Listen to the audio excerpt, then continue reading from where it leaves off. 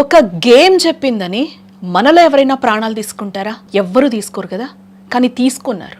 ముగ్గురు అక్కా చెల్లెళ్ళు గజియాబాద్లో జరిగిన ఇన్సిడెంట్ వింటే మనకి కళ్ళ నిండా నీళ్ళలాగో. గజియాబాద్లో ముగ్గురు అక్కా చెల్లెళ్ళ ఆత్మహత్య కేసులో గుండెలు పిండేసే నిజాలు ఒక్కొక్కటిగా వెలుగులోకి వస్తుంటే ఒళ్ళు గగురు పొడుస్తుందని చెప్పచ్చు. మరణించే ముందు ఆ చిన్నారులు రాసిన చివరి లేఖ ఇప్పుడు అందరినీ కూడా కన్నీరు పెట్టిస్తోంది. ఆన్లైన్ గేమింగ్ మాయలో పడి కన్నవారికి దూరమై చివరికి తండ్రికి క్షమాపణలు చెప్తూ వారు తీసుకున్న నిర్ణయం వెనుక ఉన్న ఆవేదన ఆ లేఖలో అక్షర రూపం దాల్చింది. డైరీలో రాసినవన్నీ నిజం, చదవండి అంటూ వారు వదిలిన ఆఖరి సందేశం ఇప్పుడు దర్యాప్తులో కీలకంగా మారింది.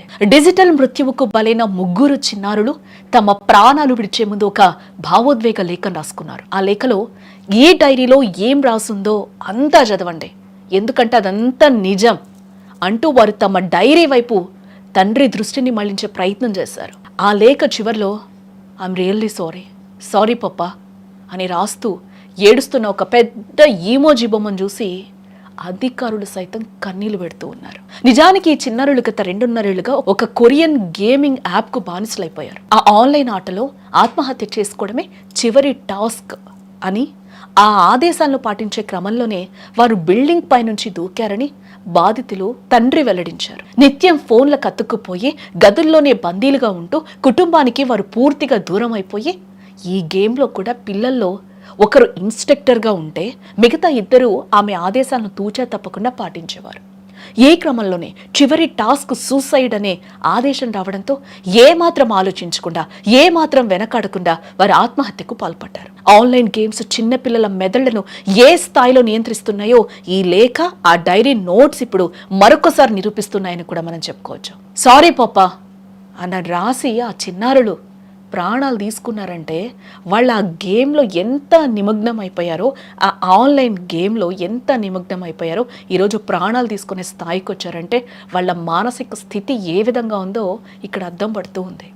2.5 సంవత్సరం, ఒకరోజు కాదు 2 రోజులు కాదు, 2.5 సంవత్సరం వాళ్ళు ఒక 50 టాస్కులు ఆడి అదే 50వ టాస్క్ చచ్చిపోవడం, ప్రాణాలు తీసుకోవడం. ఇది ఆ గేమ్ ఫైనల్. వాళ్ళు చేసింది ఆ గేమ్ ఈ 2.5 సంవత్సరం ఆడుకున్న క్రమంలో లాస్ట్కి 50వ టాస్క్ ఏంటంటే ప్రాణాలు తీసుకోవడం. కాబట్టి ఈరోజు వాళ్ళంతా ఆ గేమ్లో నిమగ్నం అయిపోయి ఈరోజు ప్రాణాలు తీసుకోవడానికి కూడా వెనకాడడం లేదు. వీళ్ళు చనిపోయారు, మరి పేరెంట్స్ పరిస్థితి ఏంటి? ఆ తండ్రి కన్నీరు మున్నీరైపోతున్నాడు. ఆ ముగ్గురు బాలికల్ని నిర్జీవంగా చూస్తుంటే ఆ తండ్రి ఎట్లా రక్తం మరిగిపోతుందా, లేకపోతే కన్నీళ్లు బయటకు వస్తున్నాయా? ఆయన బాధ ఈరోజు వర్ణనాతీతం అని చెప్పుకోవచ్చు. ఈరోజు తండ్రి ఏమంటున్నారు, వాళ్ళు ఆ గేమ్ ఆడుతున్నారు అని అనుకోలేదు, ఏదో చిన్న గేమ్ ఆడుతున్నారు అని అనుకుంటున్నారు. ఒకరికి 12, 14, 16 ఏళ్ళు. ముగ్గురు కూడా పాకి, ప్రాచి, విషిక వీళ్ళ పేర్లు కూడా.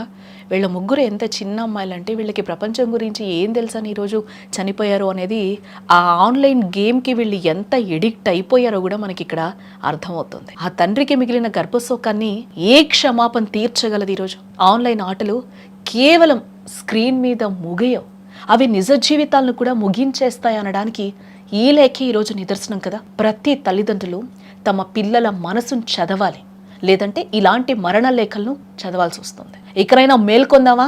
మన పిల్లల్ని ఈ డిజిటల్ మృత్యు నుంచి రక్షించుకుందామా? పిల్లలు ఏడుస్తున్నారని, అన్నం తినట్లేదని, లేకపోతే ఇంకోటని మన పనులు అయిపోవాలి, వాళ్ళకి కొద్దిసేపు ఫోన్ ఇచ్చేద్దామని అనుకుంటే కాదు కదా. ఇప్పుడు నేను చెప్పినట్టు వాళ్ళ మృత్యు లేఖలే మనం ఆఖరికి చదవాల్సి వస్తుందేమో. చాప కింద నీరులాగా మెల్లగా వాళ్ళ మైండ్ సెట్ ఎలా మారిపోతుందో అర్థం కావడం లేదు. మీరు ఫోన్ ఇచ్చే ముందు ఎలాంటి గేమ్స్ ఉన్నాయి, లేకపోతే అవన్నీ అన్హైడ్ చేసి ఇవ్వాలి పిల్లలకి, లేకపోతే అవన్నీ డిలీట్ చేసి ఇవ్వాలి. అది మనం చేస్తున్నామా? ఆ పిల్లలు ఆ ఫోన్ ఇచ్చిన తర్వాత వాళ్ళు ఏం గేమ్స్ ఆడుతున్నారు, ఎలాంటి వీడియోస్ చూస్తున్నారు, ఇవన్నీ పేరెంట్స్ రెస్పాన్సిబిలిటీ. మీరు ఇచ్చేటప్పుడు ఎంత రెస్పాన్సిబుల్గా మీ పని అయిపోవాలని చెప్పి ఫోన్ పిల్లల చేతికి ఇస్తారో, అట్ ది సేమ్ టైం ఆ ఫోన్ తీసుకునే టైంలో కూడా నా కొడుకు ఏ గేమ్ ఆడాడు, నా కూతురు ఏ గేమ్ ఆడింది, పిల్లలు అసలు ఏం చూస్తున్నారు, దేని మీద ఫోకస్డ్గా ఉన్నారనేది చూసుకోవాల్సిన రెస్పాన్సిబిలిటీ ఇక్కడ పేరెంట్స్దే. ఏ తప్పు చేసినా పేరెంట్స్దే. మీరు తిట్టుకున్నా పర్లేదు. ఈరోజు ఈ 2.5 సంవత్సరం ఈ పిల్లలు ఆడుతున్నారు గేమ్ అని అంటే ఎవరిది ఇక్కడ తప్పు? పేరెంట్స్ది కాదా? 2.5 సంవత్సరం వాళ్ళు కంటిన్యూస్గా గేమ్ ఆడుతున్నారంటే 2.5 సంవత్సరాలు ఎందుకు పట్టించుకోలేదు పేరెంట్స్? మీకు అంత అర్థం కాలేదా? మీరు అంత బిజీగా ఉన్నారా? ముగ్గురు ఆడపిల్లలు, ఒక పిల్లగాడు ఎడిక్ట్ అయ్యాడంటే మనం అనుకోవచ్చు, కానీ ఇక్కడ ముగ్గురు ఆడపిల్లలు ఒక గేమ్కి ఎడిక్ట్ అయ్యి 2.5 సంవత్సరం నుంచి ఆడి ఈరోజు చనిపోయారు అంటే ఇక్కడ నిర్లక్ష్యం ఎవరిది కనిపిస్తుంది? ఎవరిని నిందించాలి ఇక్కడ? వాళ్ళు ముగ్గురు ఒక గదిలో కూర్చొని బంధువులకి దూరంగా ఉండి పేరెంట్స్కి దగ్గరగా లేకుండా, మీరు కూడా వాళ్ళ దగ్గరికి వెళ్లకుండా ఈరోజు మీరే వెనకాల నుంచి వాళ్ళని ప్రోత్సహించినట్టు కనిపించట్లేదా ఇక్కడ? మీరు ఆ రోజు వాళ్ళని రిస్ట్రిక్ట్ చేసుంటే ఈరోజు ఇలాంటి డైరీలు, ఇలాంటి వాంగ్మూలాలు, వాళ్ళు రాసిన సూసైడ్ నోట్లు చదవాల్సిన అవసరం వచ్చేది కాదేమో. ఒకసారి ఆలోచించండి. అంటే మనం ఒకసారి క్వశ్చన్ చేసుకోవాలేమో, నేను తిడుతున్నాను, లేకపోతే ఈ వీడియో ఇంత ఎమోషనల్గా ఉంది, మీరు ఇట్లా తిడుతున్నారని అనుకోవచ్చు.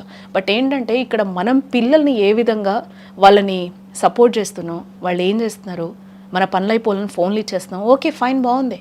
బట్ వాళ్ళు ఏం చేస్తారు నెక్స్ట్ డే మనం చూడాలి, ఆ నెక్స్ట్ డే చూడాలి, ఆ తర్వాత చూడాలి కదా. కానీ మనం ఎక్కడ వాళ్ళని చూడట్లేదు, ఏం పట్టించుకోవాలి. చచ్చిపోయిన తర్వాత ఏడుపులు, పెడబొప్పులు. కానీ వాళ్ళు ఫస్ట్ మనం రిస్ట్రిక్ట్ చేస్తే ఇలాంటి ప్రాబ్లమ్స్ రావు కదా. కానీ పెంచి ఇంత పెద్దవాళ్ళని చేస్తూ మనం ఏం చేస్తున్నాం ఒకసారి మీరే ఆలోచించుకోవాలి.